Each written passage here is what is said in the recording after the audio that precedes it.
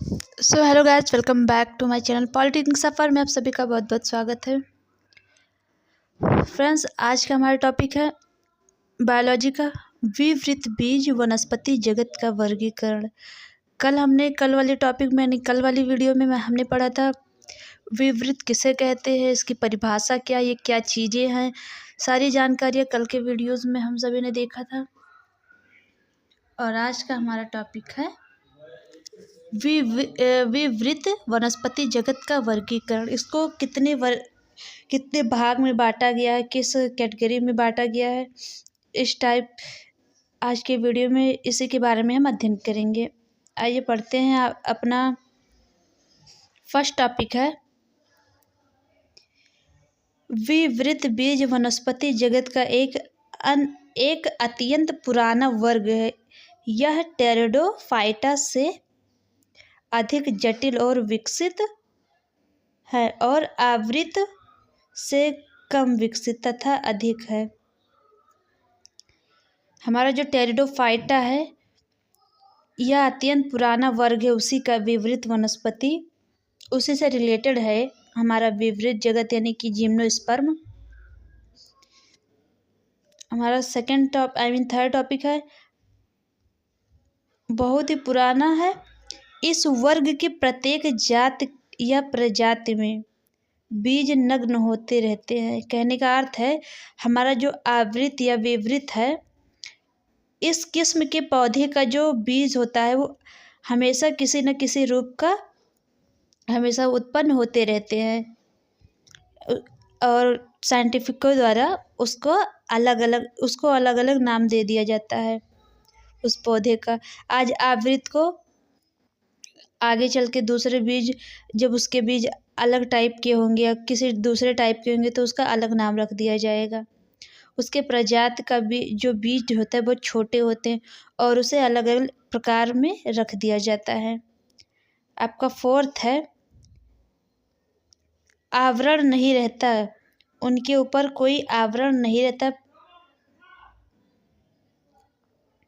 इस वर्ग की प्रत्येक जाति या प्रजाति बीज नग्न रहते यानी कि छोटे रहते हैं, अर्थात उनके ऊपर कोई आवरण नहीं रहता है। कहने का तात्पर्य है कि इस बीज में डायरेक्टली कोई उसके ऊपर ना कोई परत होती है ना कुछ भी, डायरेक्ट हुआ। कहने का तात्पर्य बीज जो इसकी होती है अनावृत की, वह मतलब ढका नहीं होता है। पुराने वैज्ञानिकों के विचार में यह एक प्राकृतिक वर्ग माना जाता था। पहले के समय में क्या होता है, वैज्ञानिकों द्वारा यह एक नेचुरली कैटेगरी माना जाता था। अब नग्न बीज होना ही एक प्राकृतिक वर्ग कारण बने हैं। कहने का अर्थ है जो हमारा अनावृत या विवृत, जिसे हम जिम्नोस्पर्म इंग्लिश में कहते हैं, इस टाइप के कैटेगरी के जो पौधे होते हैं, पेड़ होते हैं, वो कई टाइप में पाया जाता है। यह एक हिसाब से समझ ले कि उसके कई प्रजाति हो चुके हैं, इसलिए उसको नेचुरली नहीं कहा जा सकता है। बस उसके बीज को एक प्राकृतिक वर्ग का कारण माना जाता है। कहने का अर्थ है कि उसके कई प्रजाति हो गए, इसीलिए नग्न बीज होना ही एक प्राकृतिक वर्ग का कारण बने। ऐसा नहीं भी माना जाता है इस वर्ग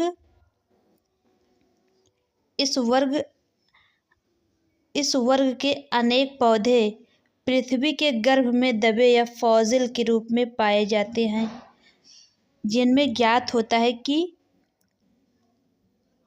ऐसे पौधे लगभग 40 करोड़ वर्ष पूर्व से ही पृथ्वी पर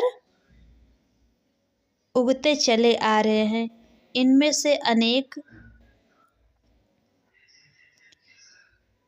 प्रकार के तो अब यह लाखों करोड़ वर्ष पूर्व लुप्त हो गए हैं।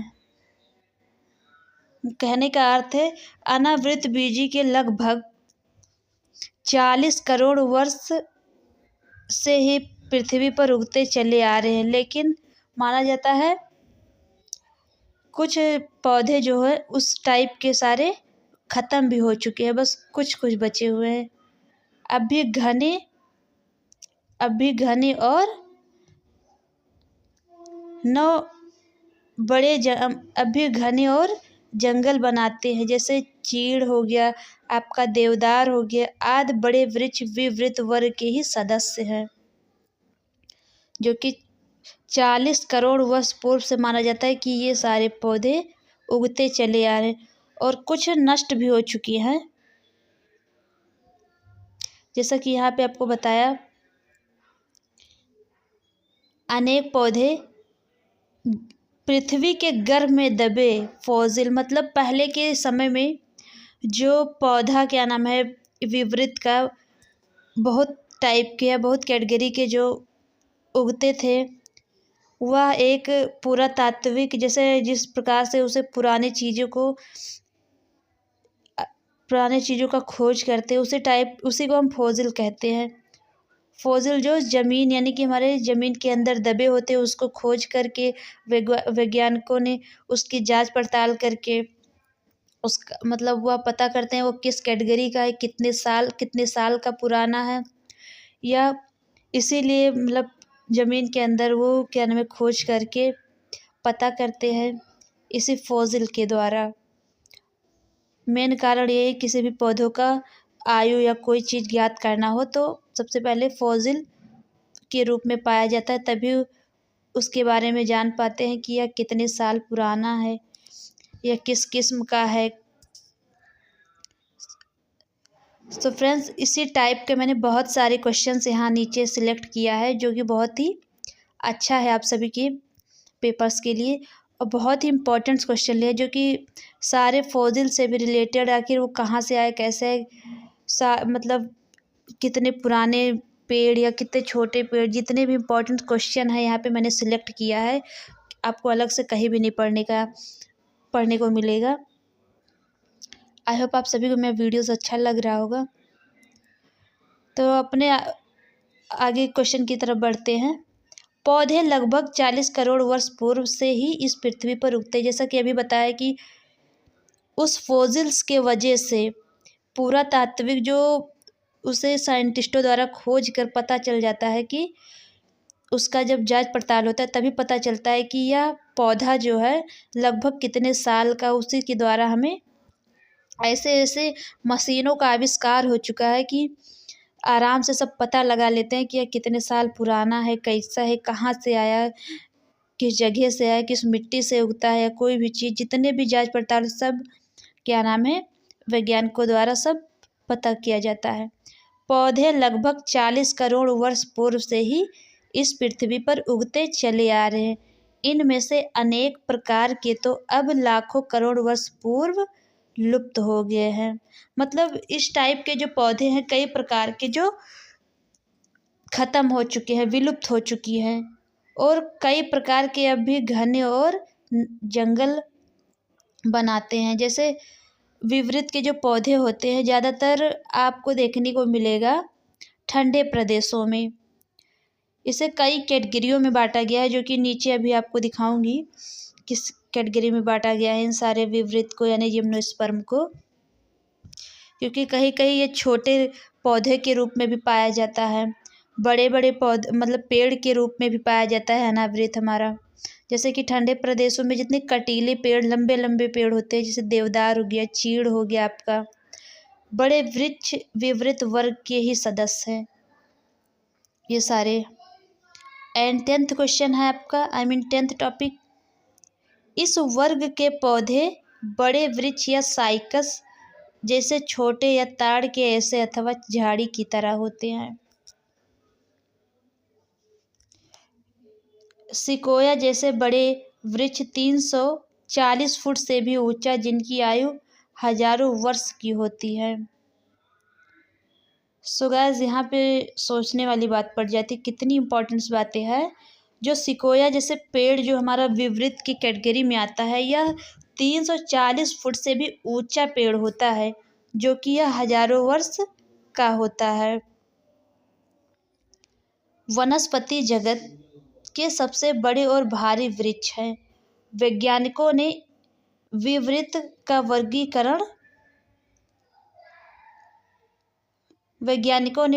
बीजों का वर्गीकरण अनेक प्रकार से किया है। वनस्पति जगत के दो मुख्य अंग, कहने का तात्पर्य है जो छोटे पौधे होते हैं जिम्नोस्पर्म का, उसे क्या नाम है, अलग कैटेगरी में रखा, और जो बड़े पौधे हैं उसको विवरित कैटेगरी में रखा गया है।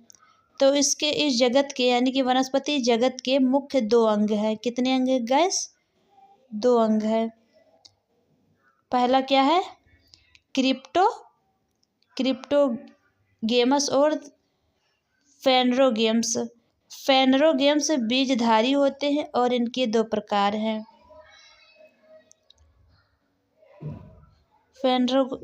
दो प्रकार है, जैसे कि विवृत और आवृत बीजी। परंतु आजकल के वनस्पति जगत का कई अन्य प्रकार का वर्गीकरण करना आरंभ कर दिया है, जैसे वेस्कुलर पौधे।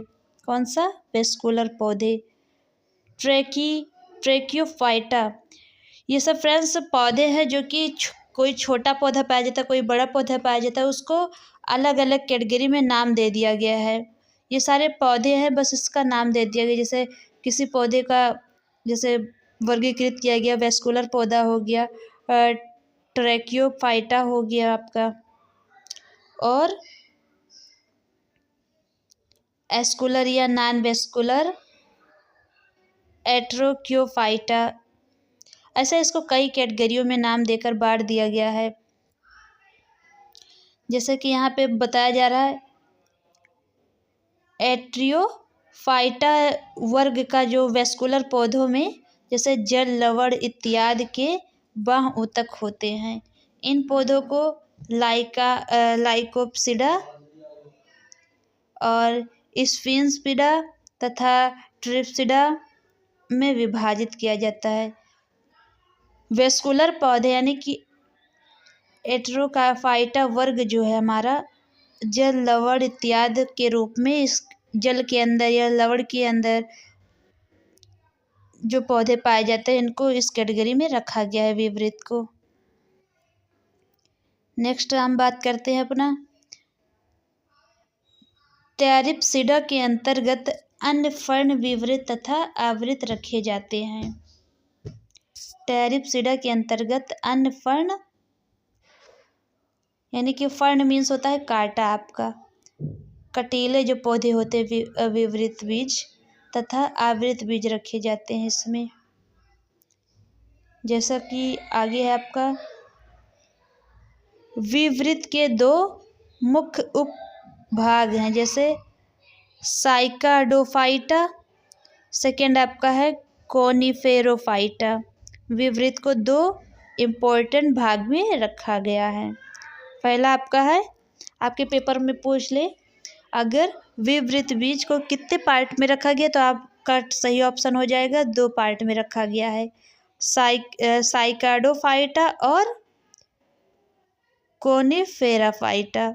ये ज़्यादा इसको गहराई से लर्न करने की जरूरत नहीं, बस नॉर्मली आप इसके प्रकार ज़्यादातर ध्यान दीजिए, कितने प्रकार का है, इसके कितने गुण है। जैसे भाग तो बता दिया, इसके गुण देख लीजिए क्या है, क्वालिटी क्या है। साइकाडोफाइटा में मुख्य 3 गुण हैं, जैसा कि टेरिडोस्पर्मलीज एंड साइकाडोफिलीज। एंड आपका सेकेंड है बेनिटी टेलीज और साइकाडिक एनालिज। नेक्स्ट बात करते हैं अपना साइकाडेलीज। ये सब इम्पॉर्टेंट्स नहीं, थोड़ा बहुत बस आपको थोड़ा समझाने के लिए बस यहाँ पे पेश कर दिया है थोड़ा। जो हमारा ये टॉपिक है, कोनिफेरोफाइटा में 4 मुख्य गुण हैं। इसके 4 कौन कौन से मुख्य गुण हैं? कोनिफेरोफाइटा में 4 मुख्य गुण है। पहला है कॉर्डेटेलिस, सेकेंड है आपका गिंगोलिस, एंड सी है आपका कोनिफेरेलिस, एंड डी है आपका निटेलिस। आइए अपने क्वेश्चन की तरफ बढ़ते हैं। यहाँ पे सारा जो इसको वर्गीकृत किया गया है, जितने भी इम्पोर्टेंट से मैंने बता दिया है बस, और इससे रिलेटेड कुछ इंपॉर्टेंट क्वेश्चन ले लिया है जो कि बहुत इंपॉर्टेंट से सबसे स्पेशली इसमें क्वेश्चंस होती हैं। सो आइए करते हैं। आपका फर्स्ट क्वेश्चन है, फर्स्ट क्वेश्चन आपका है, जड़ विहीन पादप हैं, यानी कि जो बिना जड़ के जो पौधे हैं वो कौन सा है। पहला ऑप्शन आपका है केला, सेकंड है आपका अदरक, एंड सी है आपका नींबू, एंड डी है आपका सेब। तो इस क्वेश्चन का बिल्कुल करेक्ट ऑप्शन होता है जड़ विहीन पौधा आपका अदरक है। कौन सा है गैस, अदरक है। आपका बी ऑप्शन बिल्कुल करेक्ट है यहाँ पे।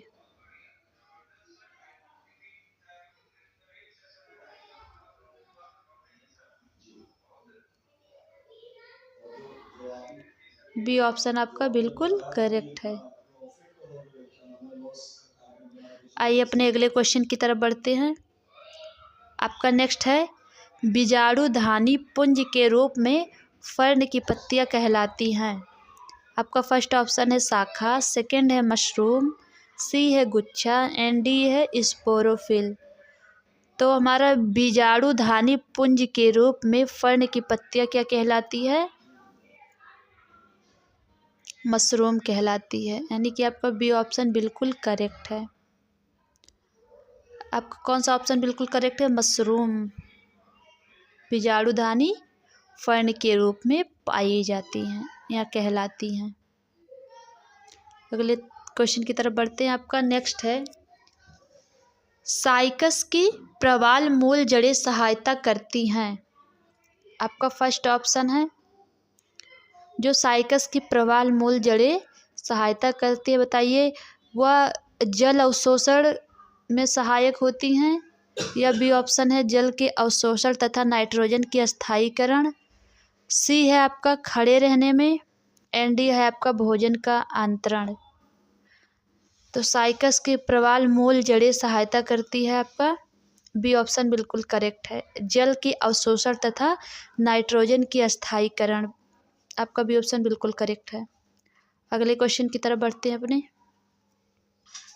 आपका फोर्थ क्वेश्चन है, पुष्प विहीन पौधे के रूप में रूपांतरित करता है। इस क्वेश्चन का फर्स्ट ऑप्शन आपका है थैलोफाइटस, सेकंड है क्रिप्टोगेम्स, एंड सी है ब्रायोफाइटस, एंड डी है पैरोगेम्स।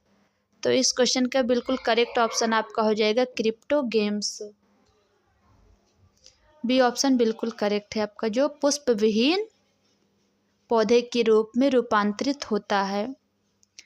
अगले क्वेश्चन की तरफ बढ़ते हैं अपने। सूक्ष्मतम अथवा सबसे छोटा फूल वाला पौधा है, यानी कि सूक्ष्म मतलब जो आँखों से बिल्कुल ना दिखाई दे, बहुत छोटा पौधा, उसी को सूक्ष्मतम अथवा सबसे छोटा फूल वाला पौधा कौन सा है।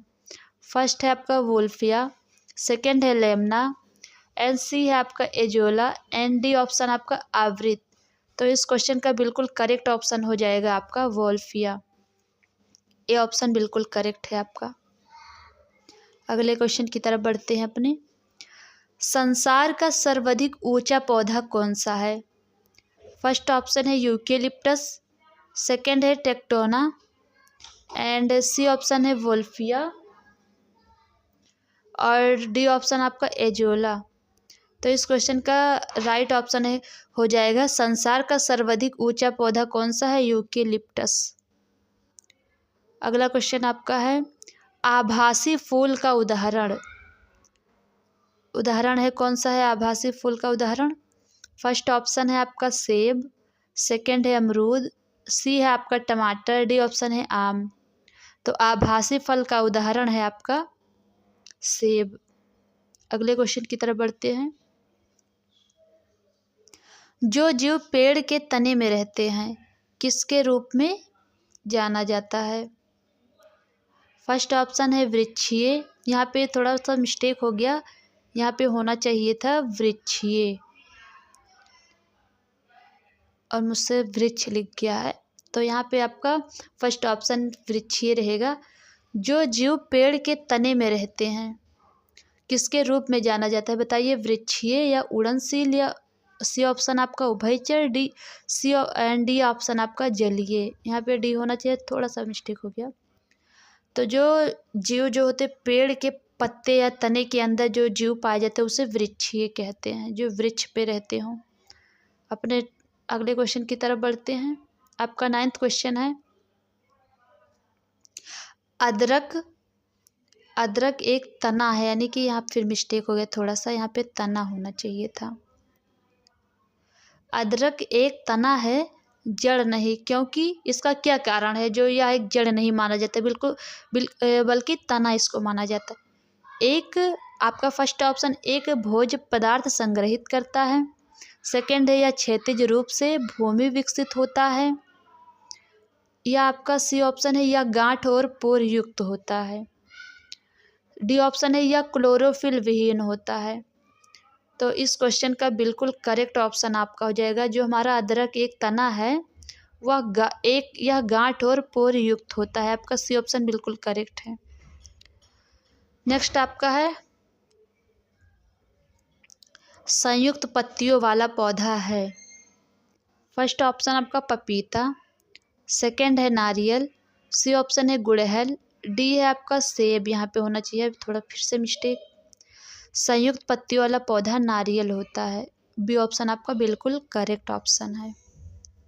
सो गाइस, अपने अगले क्वेश्चन की तरफ बढ़ते हैं। आपका नेक्स्ट है, ऊंची तथा मोटे प्रकार की घास से हैं, मतलब जो ऊंची तथा मोटे प्रकार की जो घास पाई जाती है, मतलब घास तो वैसे आपने नॉर्मली छोटे पौधे भी देखे होंगे, लेकिन घास के कैटेगरी बड़े भी पौधे में आते हैं, यानी पेड़ के रूप में भी आते हैं, पर उसे पेड़ नहीं कहा जाता, घास ही कहा जाता है। फर्स्ट ऑप्शन आपका है अल्फा हो गया, सेकंड है फाइडर हो गया, एंड सी है बांस। आपने बांस का पेड़ देखा होगा, यानी पौधा देखा होगा। इसको हम घास के कैटेगरी में मानते हैं, वह एक घास है, ना कि वो पेड़ माना जाता है। नेक्स्ट आपका है 12th क्वेश्चन, निम्नांकित में से कौन सा अनिषेचित है। आपका फर्स्ट ऑप्शन है केला, सेकंड है सेब, सी है आपका स्ट्रॉबेरी, एंड डी ऑप्शन आपका हो जाएगा सहतूत। यानी कि निम्नलिखित में से कौन सा अनिषेचित है, केला है या सेब या स्ट्रॉबेरी या सहतूत। तो इस क्वेश्चन का बिल्कुल करेक्ट ऑप्शन आपका ए ऑप्शन हो जाएगा, केला। आइए अगले क्वेश्चन की तरफ बढ़ते हैं अपने। आपका नेक्स्ट है, अमरबेल है, क्या है अमरबेल। फर्स्ट ऑप्शन आपका तना, अंश की परजीवी या पर्ण परजीवी या आंशिक परजीवी जड़ें। डी ऑप्शन है कोई नहीं। तो यहाँ पे अमरबेल क्या है, एक पूर्ण परजीवी तना है। आपका बी ऑप्शन बिल्कुल करेक्ट है। अपने अगले क्वेश्चन की तरफ बढ़ते हैं। पुष्पीय भाग जो परागकण बनाता है, पुष्प के उस भाग को बताइए जो परागकण बनाता हो। फर्स्ट ऑप्शन है सेपल, सेकंड है पंखुड़ी, सी ऑप्शन है परागकोश, एंड आपका डी ऑप्शन है बीजांड। तो इस क्वेश्चन का बिल्कुल करेक्ट ऑप्शन हो जाएगा पुष्पीय भाग जो परागकण बनाता हो। तो वह परागकण कौन बनाता है, पुष्प में परागकोश बनाता है। अगले क्वेश्चन की तरफ बढ़ते हैं। आपका नेक्स्ट है, फूल गोभी पौधे का उपयोगी भाग है। मतलब फूल गोभी का जो पौधा होता है वह उस पौधे में किस चीज़ का, किस भाग को हम उपयोग यानी कि खाते हैं उसको बताइए। ए ऑप्शन है भूमि के अंदर की तना खाते हैं या जड़, सी ऑप्शन है विकसित पुष्प या पत्तियाँ। तो यहाँ पे फूल गोभी के पौधे का जो उपयोगी भाग हम विकसित पुष्प को खाते हैं। आपका सी ऑप्शन बिल्कुल करेक्ट है, सी ऑप्शन बिल्कुल करेक्ट ऑप्शन है आपका है।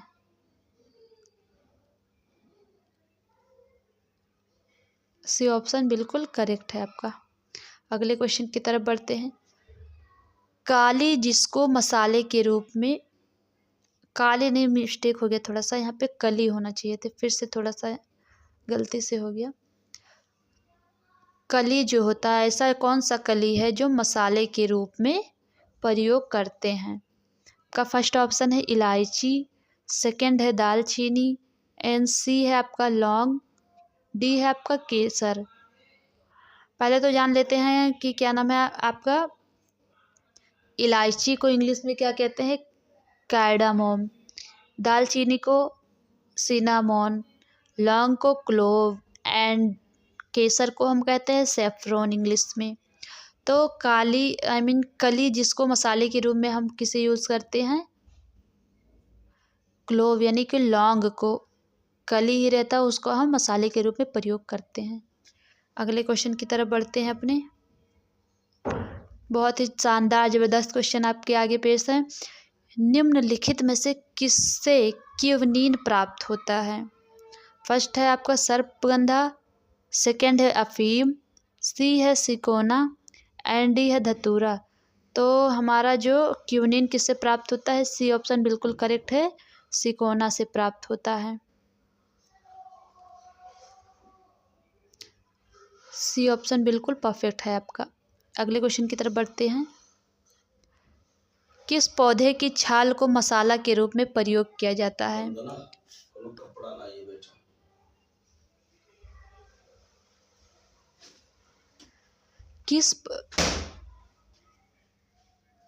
किस पौधे की छाल को मसाले के रूप में प्रयोग किया जाता है? फर्स्ट है आपका दालचीनी, सेकंड है लौंग, सी है नीम एंड डी है आपका ताड़।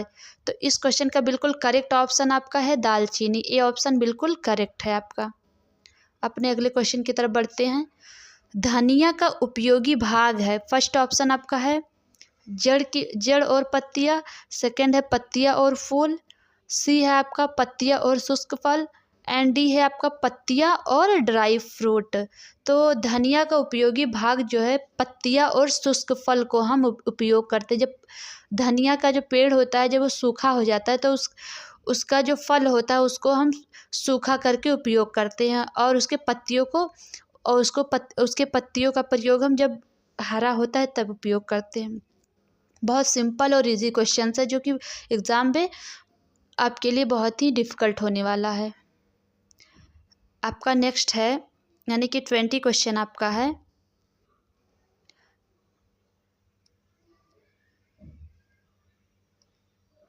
सामान्यतः मसाले में प्रयुक्त लौंग प्राप्त होता है, कहाँ से प्राप्त होता है? ये जड़ से या तना या पुष्पकली या फूल। तो इस क्वेश्चन का बिल्कुल करेक्ट ऑप्शन आपका हो जाएगा सी ऑप्शन, पुष्पकली से हमारा लौंग प्राप्त होता है।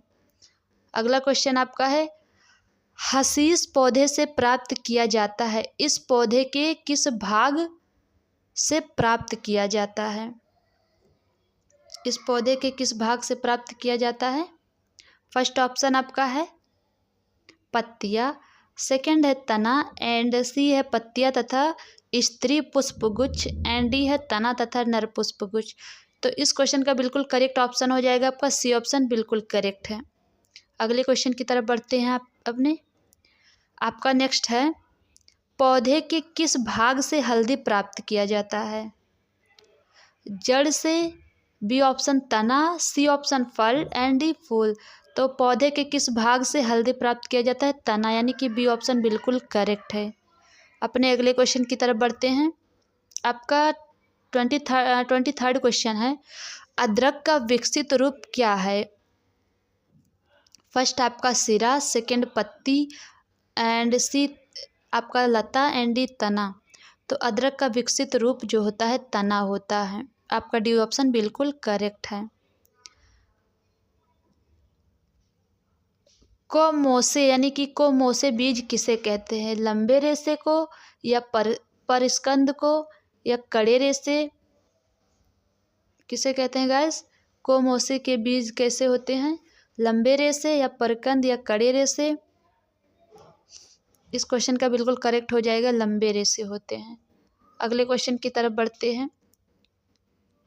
एक पौधा जो बीजाणु द्वारा उत्पादित होता है। फर्स्ट ऑप्शन सरस, सेकंड धनिया, सी फर्न एंड डी फर्न। तो इस क्वेश्चन का बिल्कुल करेक्ट हो जाएगा फर्न। एक पौधा जो बीजाणु द्वारा उत्पादित करता है वह फर्न होता है। किसुल का विकास पुष्पक्रम से हुआ है। तो यह हमारा सेब से हुआ है या अमरूद या केला या अंगूर? तो यह हमारा अंगूर से हुआ है। अपने अगले क्वेश्चन की तरफ बढ़ते हैं। पौधे की आयु का निर्धारण किसके द्वारा किया जाता है? यानी कि हम कैसे पता लगाते हैं कि पौधा कितने वर्ष का या कितने आयु का हो गया है? बताइए। फर्स्ट ऑप्शन है जन्म, या बी है आपका ऊंचाई, सी है वृद्धि कारक वलय, एंड सी है आपका सामान्यता विधि द्वारा। तो पौधे की आयु का निर्धारण हम वृद्धि कारक वलय द्वारा करते हैं। अगले क्वेश्चन की तरफ बढ़ते हैं अपने। किस पौधे में रेशेदार जड़ें पाई जाती हैं? तो यह हमारा गेहूं में पाई जाती है। ए ऑप्शन बिल्कुल करेक्ट है। नेक्स्ट आपका है अनाज के खेतों का अध्ययन क्या कहलाता है? एग्रोनॉमी कहलाता है। पोमोलॉजी आपका फलों का अध्ययन है। नेक्स्ट आपका है गाजर के नारंगी रंग का क्या कारण है? तो इस क्वेश्चन का राइट ऑप्शन आपका हो जाएगा इसका कैरोटीन युक्त होना। मतलब पेपर में पूछ सकता है गाजर में क्या पाया जाता है, तो कैरोटीन पाया जाता है। इसमें जो कैरोटीन शामिल होता है, यानी कि उसमें कैरोटीन पाया जाता है, इसी कारण वह नारंगी रंग का होता है। सो गाइस, आप सभी को मेरा छोटा सा वीडियो अच्छा लगा तो लाइक कमेंट शेयर जरूर करें। Thank you everyone.